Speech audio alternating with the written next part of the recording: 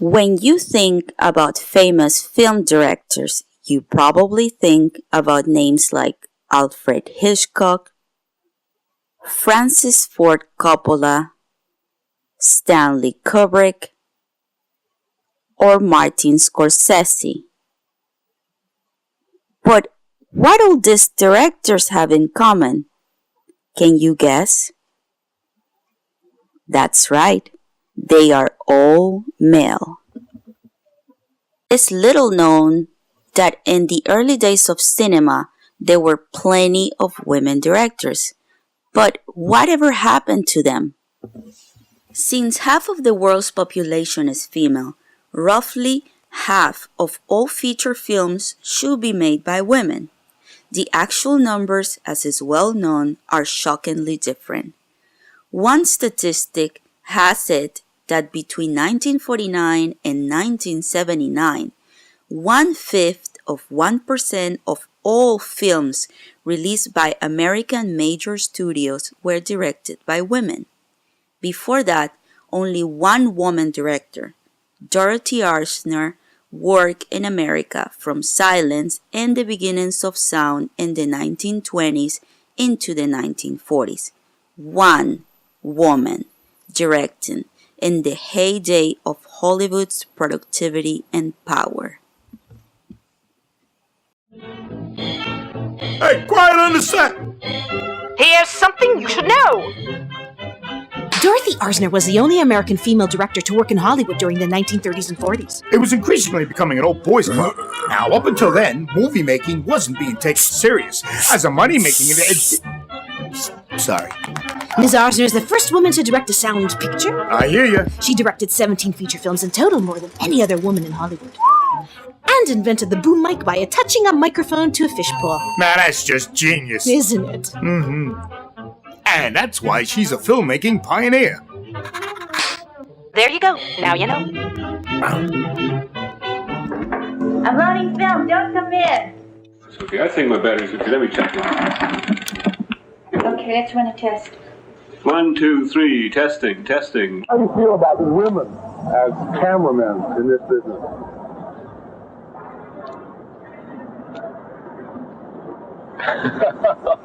What's funny about that question? Is that a funny question? I realize it.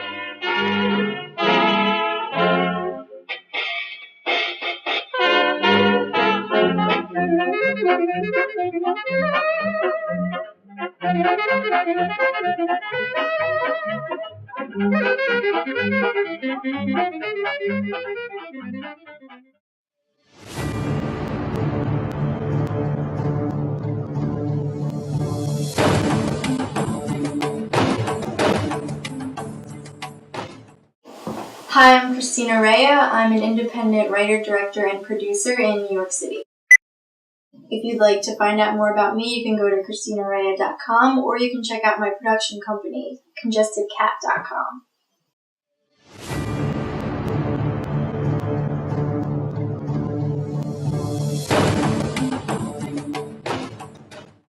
I think the answer to that question is actually quite simple.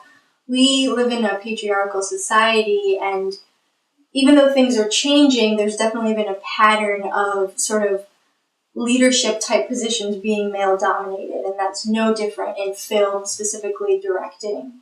And it's really unfortunate, but the qualities that are associated with directing, sort of taking charge and being able to run an entire crew, they're not qualities that are considered feminine, when, I really don't think that there are feminine or masculine qualities.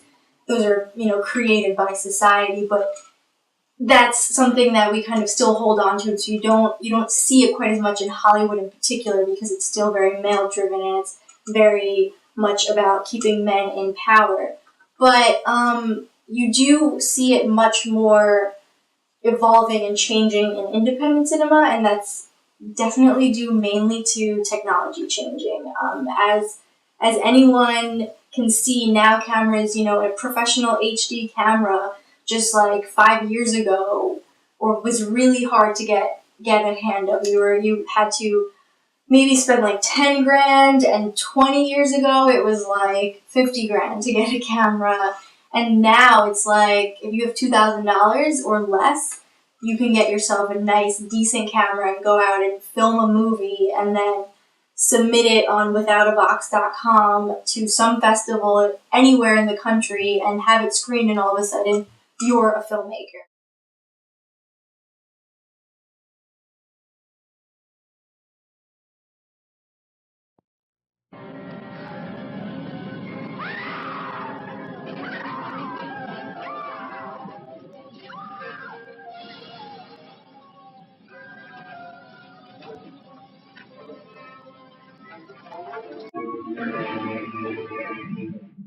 Attack of the 50-foot woman, incredibly huge, with incredible desires for love and vengeance.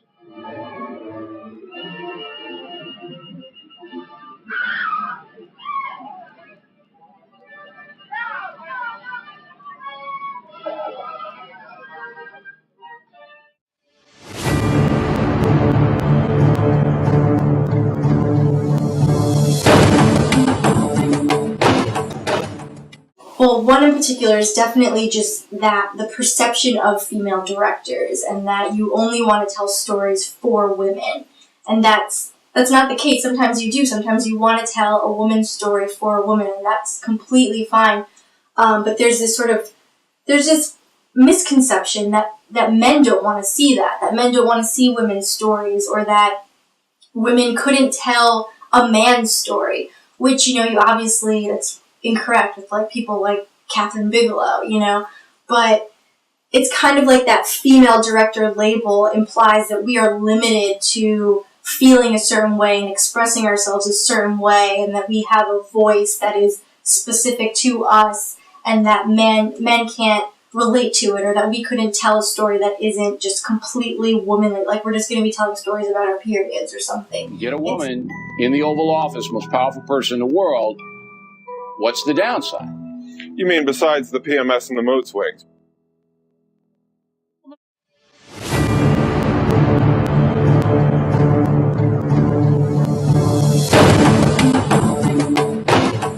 That's a big thing. It's like there's directors and there's female directors. And I'd really like to get to the point where you can kind of have an article written about you and it's not going to be female director, but just director. Because your name and the pronouns used will say what gender you are, and it shouldn't really matter in the headline. I guess right now we're in a position where it's like, female directors, you want to see that as much as possible just because it's like, hey, we're here, we exist.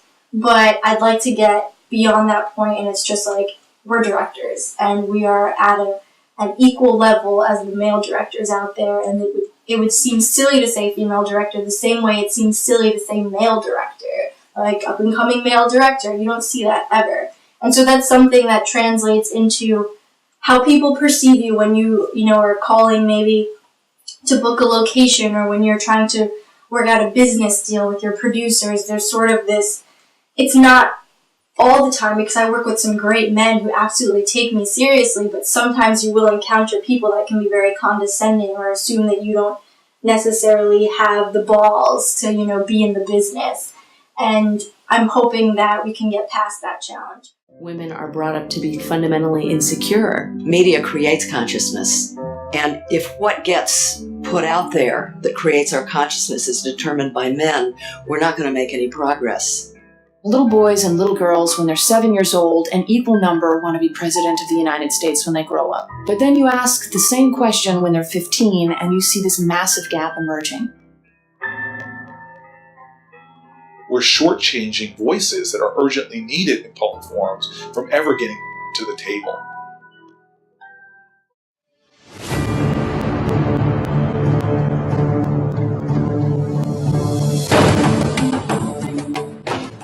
I've had family members that have told me that it's impractical to go into filmmaking. A lot of them in high school were like, what are you thinking? That's not how you make money. You're going to be broke forever. A lot of people want to make movies, and not a lot of them do. I also would get gender-related comments, like, girls really directing, like, what about acting? But my mom, for one thing, was always really supportive, and also my cousin and godmother Lori was always really supportive. Anyone she meets, she's like, This is Christina, my goddaughter, and she's going to be on a red carpet one day, and I'm going to be there with her. And it's really sweet to have the people just sort of counter those negative comments, to have, people that are really genuinely supportive of me. And that's definitely why I've been able to go as far as I have, and why I'm able to keep pushing forward even when it's tough, when it's like pay my rent or make my movie, pay my rent or make my movie, knowing that at some point I'll be able to do both. I know that because of the people that support me and that help me push forward and believe in me. And so family, I wouldn't be anything without my family. My mom in particular, I just wouldn't be as strong-willed as I am without her, especially in regards to my filmmaking. You can't be what you can't see. It's extremely important for women to be writing their own stories and giving them to people to really emotionally become impacted by. The media can be an instrument of change. It can awaken people and change minds. It depends on who's piloting the plane.